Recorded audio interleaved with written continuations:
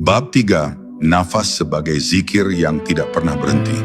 Di dalam tradisi para arif, ada keyakinan mendalam bahwa nafas adalah zikir yang Allah tanamkan dalam diri manusia sejak pertama kali ia ditiupkan ruh.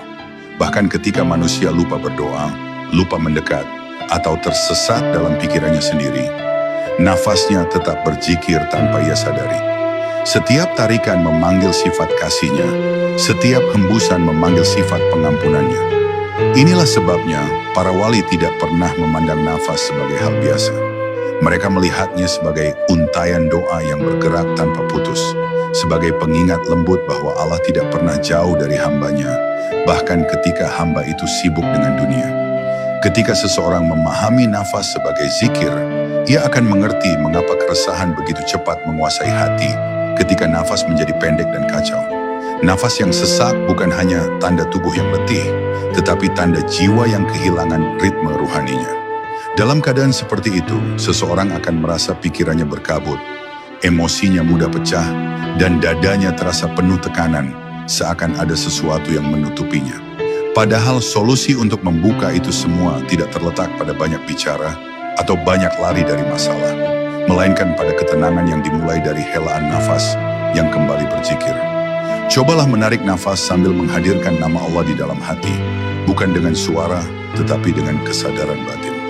Rasakan bagaimana udara yang masuk bukan sekadar udara, melainkan aliran kelembutan yang menenangkan.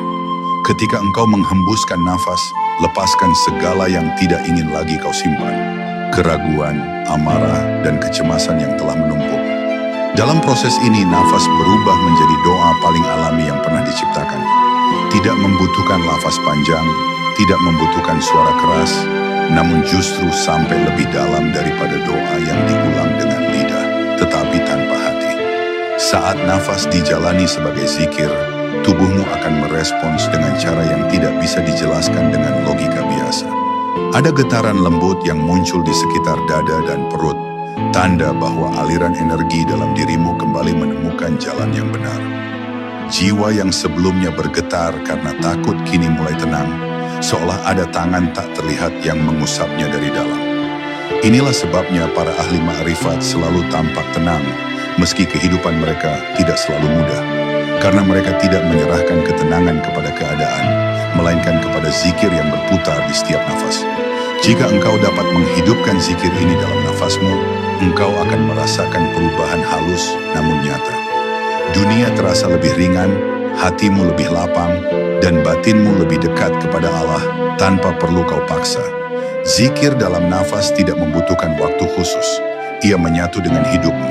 Dan ketika seseorang mampu menjaga nafasnya tetap dalam kesadaran ruhaninya, maka setiap detik hidupnya menjadi ibadah, setiap helaan menjadi doa, dan setiap hembusan menjadi penyerahan diri sepenuhnya kepada Yang Maha Menenangkan.